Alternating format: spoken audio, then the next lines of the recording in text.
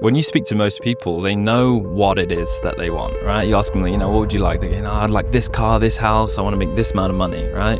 And then you ask them, okay, well, why do you want it, right? And they'll give you a why, right? And they'll be like, I want it to help my family. I want it to change the direction of my kids' lives. I want it for this and that.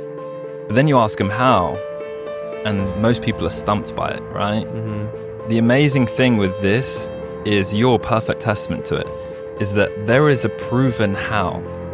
There is a proven how in the ROI method. If you follow the system and you follow the playbook, you will achieve the results. And you've seen months, if you don't mind me being candid and just being on it, sharing the full numbers here, you've seen months of $80,000. Yeah.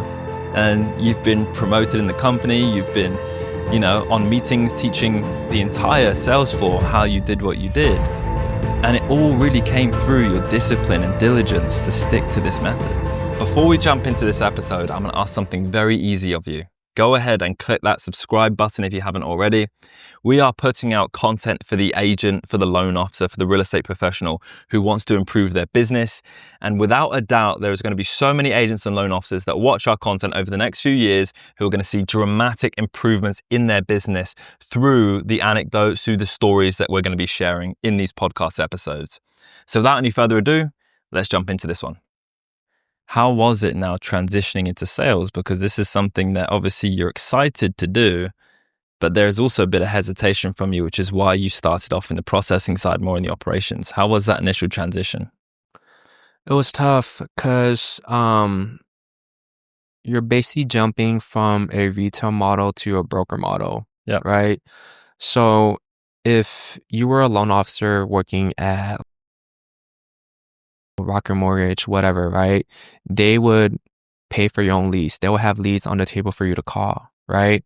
Versus the broker model, you kind of have to buy your own aggregate leads, put money out there, invest in yourself, and then the return on investment is really high, right? Yep. So that was scary for me because I was like, okay, I got no sales skills at all. Why am I doing this? Because I see the big money, right? But I trusted my brother a lot. He trusted me as well too. He's been in sales for 20 years, I want to say. So, and he's always like, the thing what I admire about my brother is he's always finding ways to make money, and then it's always been sales. So, essentially I just shadowed him. We both worked at home. My desk was next to his and pretty much hear how he talked, which lender he was choosing to. He was going through every scenario with me on, with this client, you give him this product. With this other client, you give him this product, So that's what I did. But it was tough because when I joined Westcap in March 2022, I think the 10-year bond started going up a lot. So I started panicking a little bit because then I was like, shoot, 10-year bonds going up. I think loan officers in the fives, right? Yeah, I think loan officers at the time, the pitch was, honestly, it was just order taking. Okay, you have a 4% on your mortgage, let me lower it down to 2%. Easy, right? Now we're not in that rate and term environment more. We're in a cash out environment, Now that's where the real sales comes out. What are you using the cash for? Pay off debt, home renovations, investments, blah, blah, blah. Yeah. So that was kind of tough for me. So I guess, I think I went in kind of at the worst time. Or maybe the best time. Right. Because I actually had to go through a lot of hurdles. I don't think Westcap at that time had everything dialed in yet. I think people were doing their own different thing. And now fast forward today, we actually have a playbook. The lead store. Right. Maybe not fast forward today, maybe a fast forward maybe a year ago. We actually have the playbook, a lead store and all that, where there's a certain system to do things, Back then, I didn't have a lead store. I didn't have a campaign, I didn't have a nice Excel sheet to organize my leads. Yeah. So that was tough. But yeah, pretty much we worked together for a little bit, and then he was like, you know what, rates are going up. I don't think we should invest in more money in marketing. And then so pretty much for 5 or 6 months, we didn't really do anything. Okay. I was just pretty much vacationing a little bit. You Okay. know, we're hoping that rates would drop in 5 or 6 months, and it didn't. So we're like, you know what, let's just put money in. You know, we see all these other people making money on cash out deals and all that. Let's just put money in and let's just do it. Yep. So me and my brother for for 2022, we were kind of go 50-50 on marketing. Mm-hmm. I was kind of like his LOA, you know, kind of just collecting the steps and kind of just hearing him pitch every single day, Yes. you know. And I think after that, our return on investment, I mean, we made money, but we broke even a lot. Yep. And, you know, obviously there's other stuff outside of work where there's other expenses that he had to pay. So he left WestCap. I think he got into debt settlement or insurance. That's common too, right? The debt settlement thing's very... Yeah, a lot of people, I think after the refi boom, a lot of people got into debt settlement. So, I mean, I knew nothing about debt settlement. I'm already 8 months in, mortgage ready. You know, I think let me just go on my own, right? So, during this time, I think it was the end of 2022 where I started buying fair and poor credit leads, which was like $5 to $10 per lead. Okay. So that was like, you know, I think I can, you know, you can get volume there, right? Yeah, get the reps in on the phone. Yeah, exactly. Like more reps, more at bat, you know, more people to talk and pitch. And then also, you know, with the fair poor credit leads, it got me into kind of like the non-QM sector. Cool. Yeah. So I think like a lot of people that work at retail companies, they're always thinking about conventional loans, FHA, VA loans, and all that, right? Well, you're comfortable with what you know, and if you stay in that cookie cutter lane, it's like you just do the same thing over and over and over again. Yeah. And yeah, you can improve your skill set in that one lane, but you're missing out on all of this business, the non-QM side, where you could be making potentially double in terms of commission on the deal. Yeah,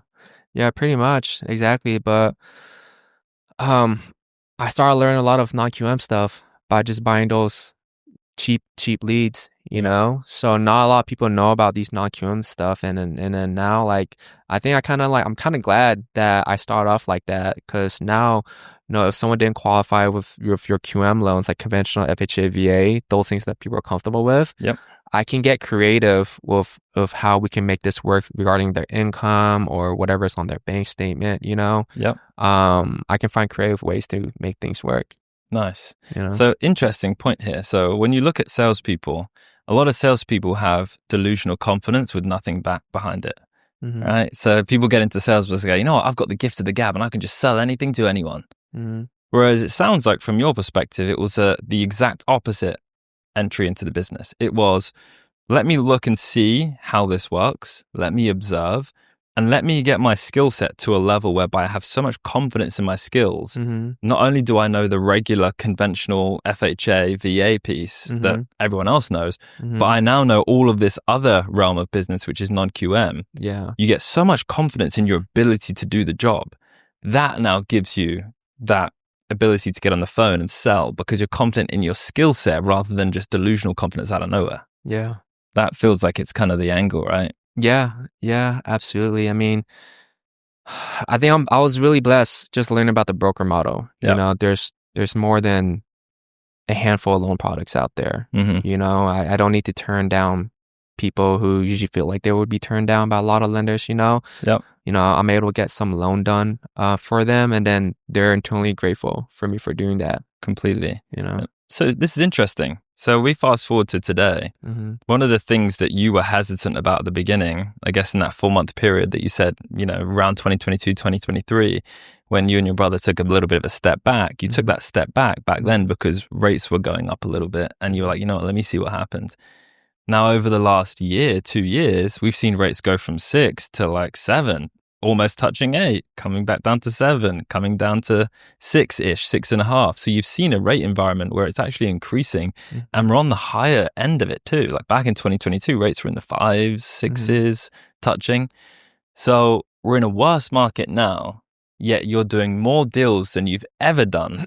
And your business is getting to a point now whereby you've already hired an assistant. You're about to bring on 4 new people onto your team. What's changed?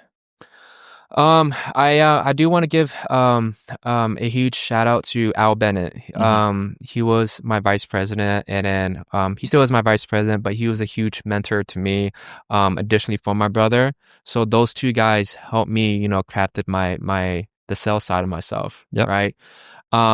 So with my brother Anthony and me shadowing him, Al also had a lot of recorded phone calls that he talked to clients with, and so I pretty much studied that Yep. every day. Either going to the gym, listening to on the way to work, or just listening to it while I'm just working out or on a treadmill. I'll just listen to what Al says, and the one thing we don't really focus. I mean, don't get me wrong, interest rate is obviously important, right? Yep. But you want to set it up where it's like interest rate is here temporary. I get it's like a 30-year term, but obviously you're not going to be in this term for that much, for not even a year, You're only here just to, most of my clients is pay off their debt, get their credit score up, and then once their credit score is up, that's going to put them in a more favorable position in the future to lower that rate. Precisely. So I get it, interest rate is important to a lot of people, but like I'm at the point where it's like I can sell the benefits more now rather than what the rate is going to be. Nice. So whether rates are in the 8s, 7s, or 6, I mean, I just focusing on like a strategic way to help the client rather than just numbers. Yeah. So how much of sales do you think is emotional, and how much of it do you think is logical?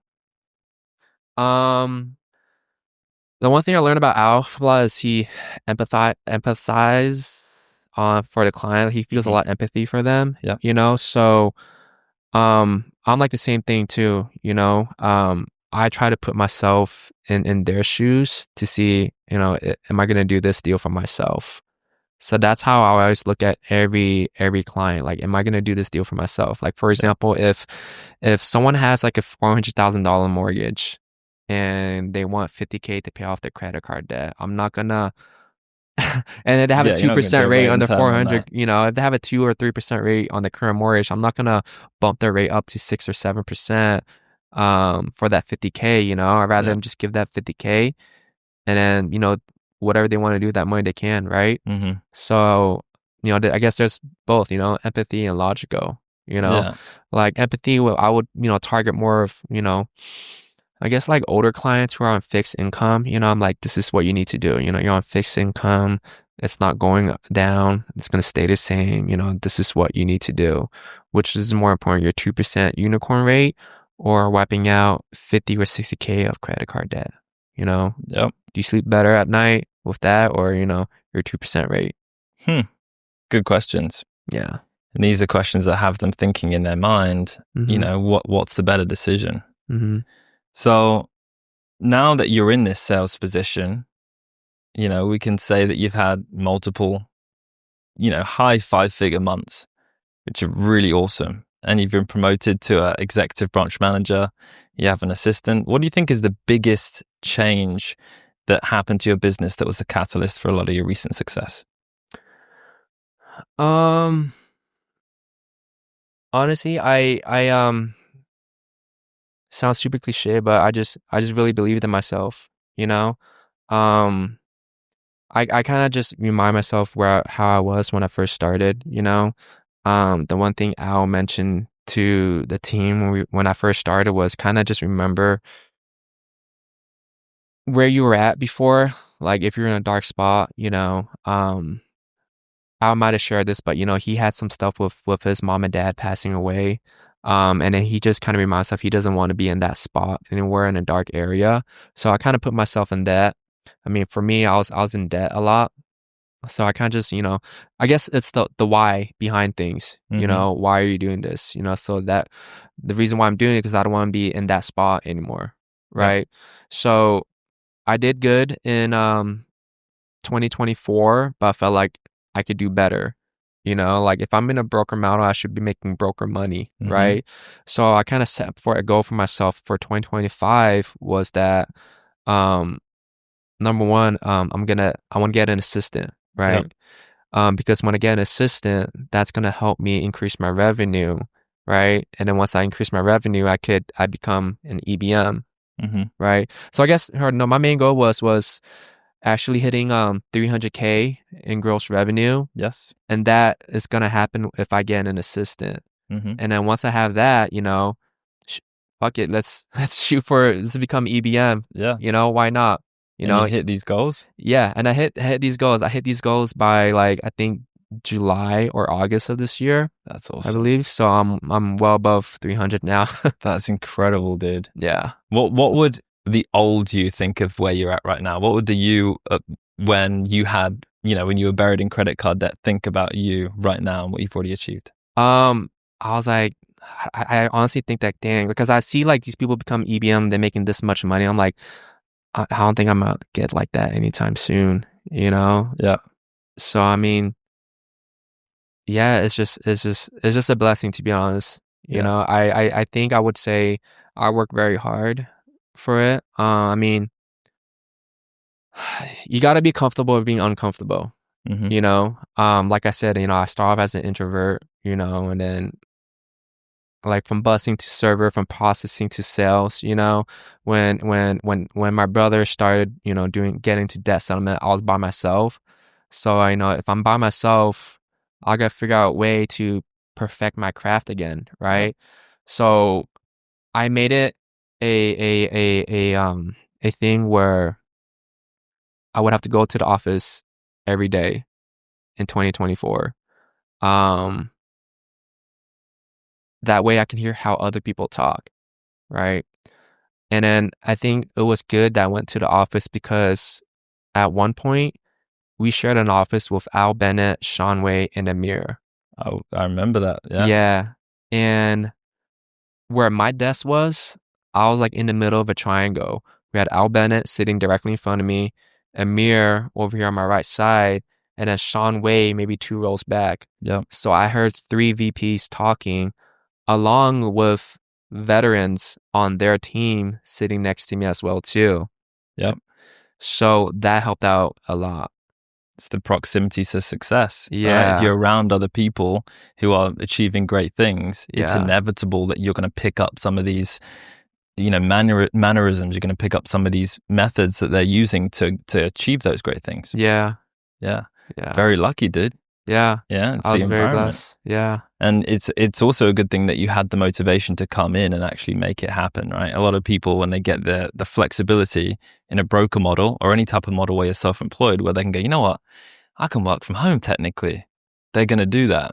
But the advantage from going in and actually being present, Mhm. being in an office environment, like where you said, where you can be around other people who are at the top of their game, Mhm. is simply just absorbing information and knowledge that no one could ever teach you. You have to learn vicariously. People Yeah. just don't get it. Like when you're a kid, you don't necessarily learn a lot of your mannerisms and how you speak and all these things by the teachers at school or your parents trying to actively teach you something. No, as a kid, you look at what your parents are doing and then you absorb, how to, walk by watching them walk, right? Yeah. You don't train how to walk. These are all things that are vicarious, and it's so important that you just have enough self-discipline to put yourself in an environment whereby you can vicariously learn from others. It's cool you knew that. The one thing I learned about Westcap is, the broker model gives you freedom and opportunity, right? I think this is one of the main things that we talked about in my team was, Westcap gives us, freedom and opportunity. Yep. And we choose opportunity every single time. For me to start off, okay, 1099, I can work my own hours, I'm just going to work Monday to Thursday at home. I'll take Friday off, Yep. That's not the mindset you want to be in, So I think, free and opportunity, I'm going to choose opportunity every single time. So that's why I came in an office, Cool. And I get motivated from other people that's in the office too, like how you mentioned, mom and dad, like my mom and dad worked every day, right? And raised 3 kids. Here, in the office, I'm here in the office, I hear people with houses, kids, dogs, pets, car loans and all that, mortgages, come in office 7 a.m. every day and closing deals. And here, me, single, no wife, no kids, what's my excuse? No Yeah. mortgage at, just renting, what's my excuse? Precisely. So that's what drove me a lot, was like, I hate comparing myself to other people, but that's what I did, you know? Yeah. I don't think that's a bad thing at all, Yeah. you know, because it gives you perspective. It's like if these guys have had no sleep because their kids have been crying all night and they can come in at 6 a.m., shit, I better Yeah. be in, right? Yeah. Like, I think it was, I remember sitting in office, we had marketing Mondays, Mhm. right? Dana, Eric, and Ram, and then they'll bring on a producer who produced very well. And I think, Sean Way was one of them, where he had a newborn, Yes. you Yeah. know? So I'm just thinking like, all right, I know for a fact this guy probably came into work waking up 3 or 4 times throughout the night. You know, he probably had like 3.5 hours of sleep, and he's 10xing his money. Like, what's my reason? Yeah. You know? Yeah. So it's I don't want to make any more excuses, I guess, Yeah. what I'm trying to say. Precisely. Yeah. You know, the thing is that there are two sides to every coin. Yeah. You know, what we're saying here is like, obviously, for Sean, he's got a lot of cards stacked against him in the sense of he's going to be exhausted. He has all of these other commitments and things looming over him that's going to drain his energy and potentially drain his energy and take him away from work. But at the Yeah. same time, he has a very strong why now. Yeah. Right? Like one thing that we, you know, I mean, I nearly have a fiance and, you know, going to start moving into a new phase of life very shortly. But, you know, like yourself, young, single, we don't necessarily have too much of a why that drives us to need to close that deal, you know, like Yeah. need to go in for the close on the phone. It's like, yeah, it would be great to have another 10K this month, but you know, if it doesn't happen, it doesn't happen. Whereas some other people with those things that you might think are handicaps with family and other things that could maybe hold them back, actually it's the one factor that pushes them a lot harder and a lot, you know, faster towards their goals. I think Al Ben is also a good example too. Like, I'm gonna mention him like a lot of times Dude, on this podcast, he's a because great like example. this guy's a true inspirational like leader. You know, like he I think he has so he has 3 kids now. Yep. Braylon, Jameson, and Harper. I remember when I first started, I think Jameson was his newborn. And then after that, he just had a newborn. I think it was her 1 year birthday a couple days ago, Harper. You know, and then this guy's coming from Eastville every single day while raising a kid, 2 kids at home, and then also being a coach for his kid's soccer team. Yep. Right. While at the same time managing his team, onboarding more people, all the stuff on his plate. Right.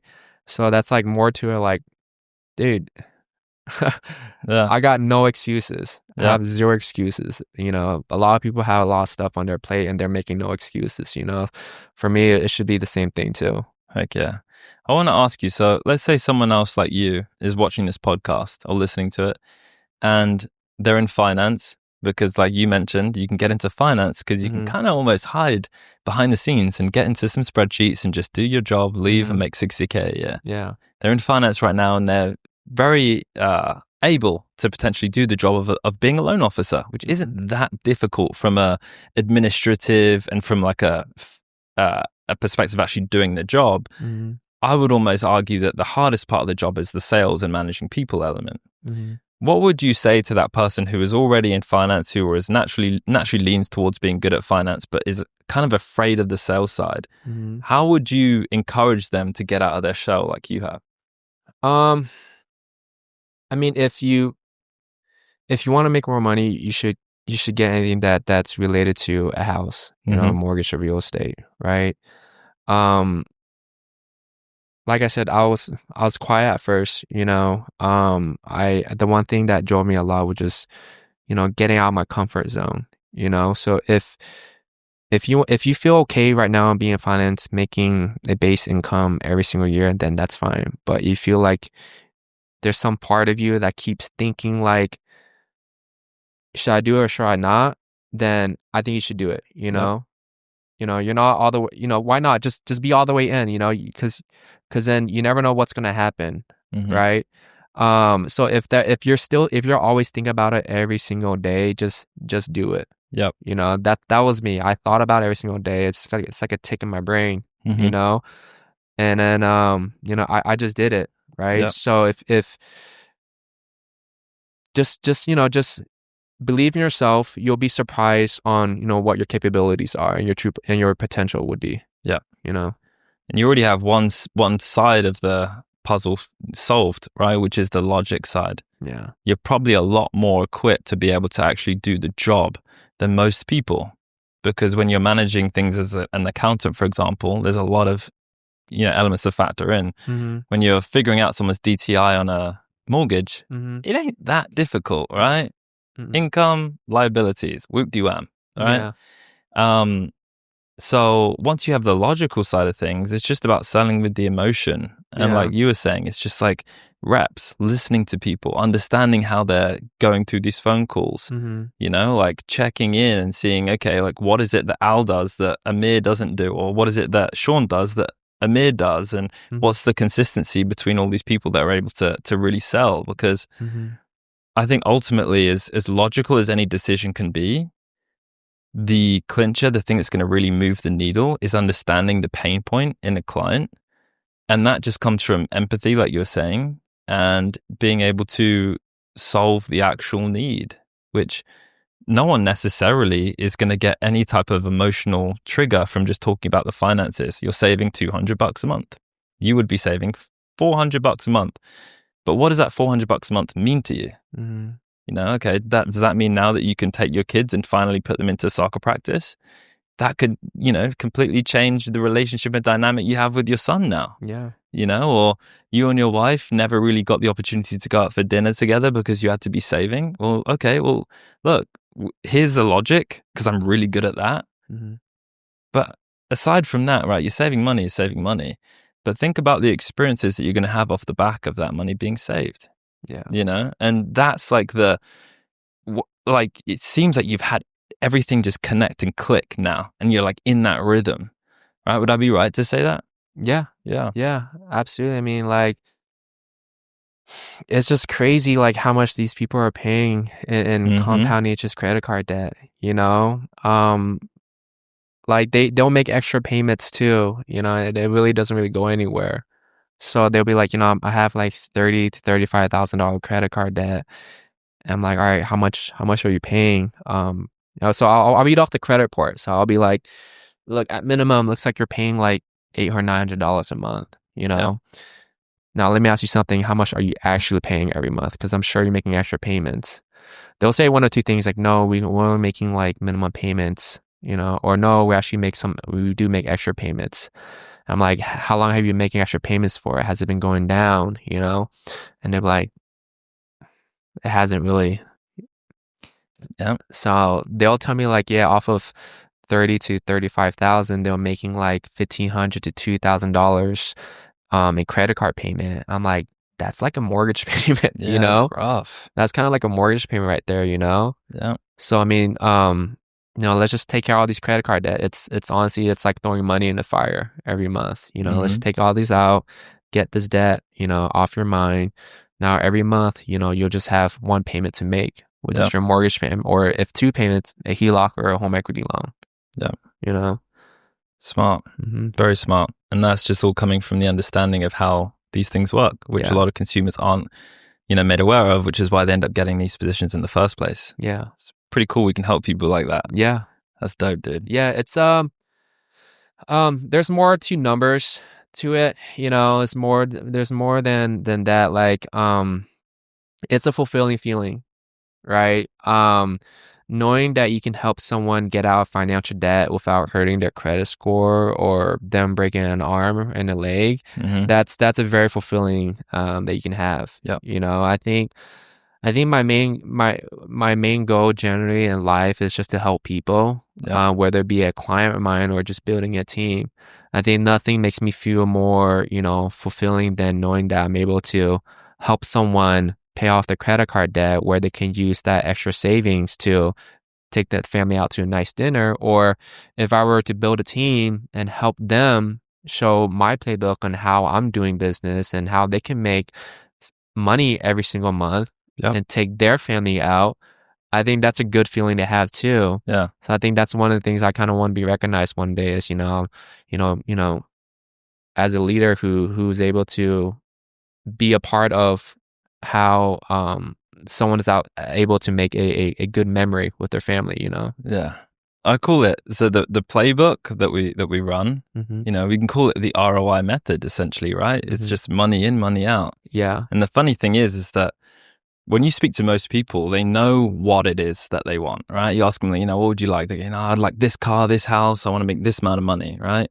And then you ask them, okay, well, why do you want it, right? And they'll give you a why, right? And they'll be like, you know, I want it to help my family. I want it to change the direction of, you know, my kids' lives. I want it for this and that. But then you ask them how, and most people are stumped by it, right? Mm-hmm. The amazing thing with this is your perfect testament to it, is that there is a proven how. There is a proven how in the ROI method. If you follow the system and you follow the playbook, you'll achieve the results. And you've seen months, if you don't mind me being candid and just being on it, like, you know, just sharing the full numbers here, you've seen months of $80,000. Yeah. And you've been promoted in the company. You've been, you know, on meetings teaching the entire sales floor how you did what you did. Yeah. And it all really came through your discipline and diligence to stick to this method. Yeah. Yeah. I mean, it wasn't easy, you know. It was a lot of trial and error. Um, I always think about how I started off when I was on my own. Like I was just buying cheap and poor credit leads. At one point I was, you know, we had a person that does like content at work. And so she would film me talking and give me a script, and I could like say whatever. It was talking about like loan products, like 2-1 buy down, you know, profit and loss loan, blah blah blah, right? Yep. So at one point I did had like 3 videos that I did, and I posted 2 of them on social media, hoping I can get like free leads, you know? Yeah. You know? And so I think I just got to the point where I was like, you know what, like let me just follow Westcap's playbook right now. Yep. Stick to the script, invest some money, you know, and then just work them, you know, call them, send quotes, call back, follow up, just follow the Westcap playbook, and it helped me out a lot. It'll do its thing. That's awesome, man. Yeah. So talk to me about right now. I want to hear your tactic in terms of lead buy, because you mentioned before you were buying the poor credit leads. What's your current tactic? I used to buy like 5 leads a day. Then I upped up to 10 leads a day. So then that would put me anywhere between like $3 to $4 grand per month. Okay. In lead spend. Okay. Right. So now I'm at 10 to 12 grand a month, or 10 to 13 actually. Yeah, 10 to 13 grand a month from my lead spend. So that's about 20 leads a day. Wow. Yeah. And having an assistant does help out a lot. I mean, yeah, 20 leads a day isn't easy because it compounds. Yeah. That's the thing people never think about. They're like, oh yeah, 20 phone calls, I can do that. Yeah, but then at the end of the week, you've had 5 days, right? So now you've got 100, you know, leads at the end of the week that you've got to follow up on. And then the next week, you've got another 100. Yeah. It starts to compound until it starts to feel a little overwhelming. Yeah. How do you manage that? How do you manage the scale right now?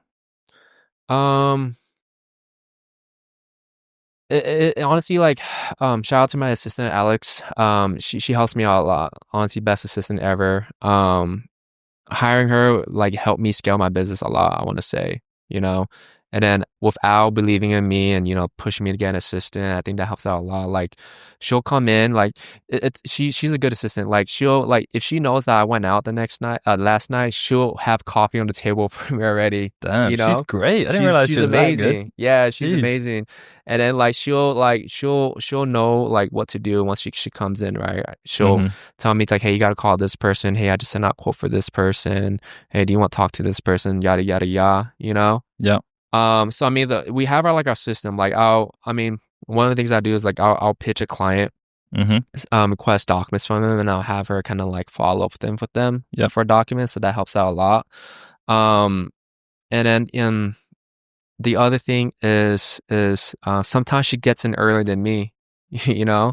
So she in a way she's motivated for me to make money too. So it's like it's nice to have an assistant that invests in your success, you know. It's very rare to find. Yes. Yeah. Yeah. She's almost pushing you too, because one, she's coming in early, she's hungry, so it means you have to be equally as hungry, if not more hungry. Yes. And two, it's your responsibility to make sure that you close these deals, you Yeah. bring the deals in, you do your job, because she's relying on that too. Yeah. It's funny. This is me being kind of like an introvert when I started off. I remember when she was looking to be an assistant, right? And she was a hot commodity because she knew everything. She knew all the system. Yeah. And Al was pushing me like, dude, you should get an assistant. You should hit her up. I'm like, I don't know. Like, I never been anyone's boss. I've always been interviewed. I've never interviewed anyone before. Yeah. You know? So another thing to like all the people out there, like, you know, just, you know, get out of your shell, you know? That's what I did. You know, I was like, I can't, it's weird it's weird being someone's boss, you know, at least for me. You know, and me and her were like the same age too. Yeah. You know, so but no, like, you know, shout out to Al. Like, you know, I'm really glad that he pushed me to get Alex as an assistant. You know, we interviewed, it was good, and then next, you know, like a month or two later, you know, she said, "Hey, Leon, let's do this." It's funny because like she'll be in the office too, and then she'll say hi to me sometimes. But like I remember she's like sitting on this row, and I'll leave work. Like I don't want to look at her just because I don't want her to want to be my assistant. It was weird. It was weird. I was just avoiding eye contact, you know? So then, but long story short, we're here now, and it's just been good. That's awesome, man. Yeah. That's awesome. Well, dude, keep doing what you're doing. Yeah. You know, what's the next step for you? What's the goal moving forward for you now? I think I want to build a team. I think I want to build a team, to start off maybe like 6 to 8 loan officers. Nice. Preferably, you know, no experience too. You know, I mean, I came from no experience. I'm open to help them, out and all that. Build a team next year. You know, my goal last year was 300K in revenue. You know, let's just shoot for 600 plus. Right, or 700. Why not? And maybe get VP status. Yeah. You know. Hey, why not go for $1 million? Yeah. You're close enough. Why not? Right. Just go for $1 million. So let's do it. Well, look. The market doesn't matter, right? Because you're doing this in a market where most people would say it's, you know, next to impossible to do loans, and lots of loan officers have left the business because the rates are not favorable. Yet you're doing what you're doing in this environment. Yeah.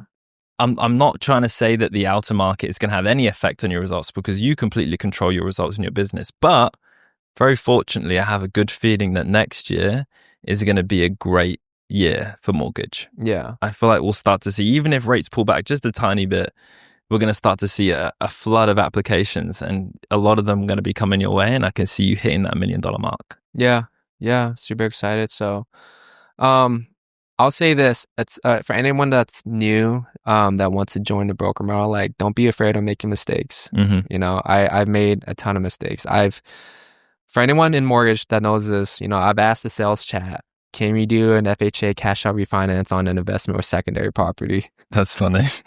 Hey, look. I got roasted, you know. They're like, what? What are you saying? Yeah. You know, go back to training. I honestly didn't know. And then now it's kind of like, I was embarrassed, you know? So it's okay. Honestly, like, it's as cliche as it sounds, it's going to be okay. And it's okay if you make mistakes. That's the whole point, isn't it? It's like success is just repeated failures over and over again. Just keep getting back up.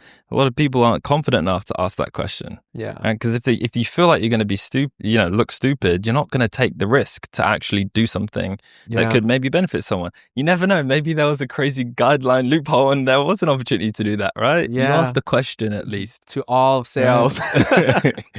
Well, dude, it's been an absolute pleasure having you on, man. And I'm looking forward to seeing your growth. I want to see this $1 million year next year for you. Yeah. I believe in it for you, dude. Yeah. And we also play on the basketball team together. So next year, I need you to be back on the wing. I need some 3-pointers from us. Yes, absolutely, man. I'm excited.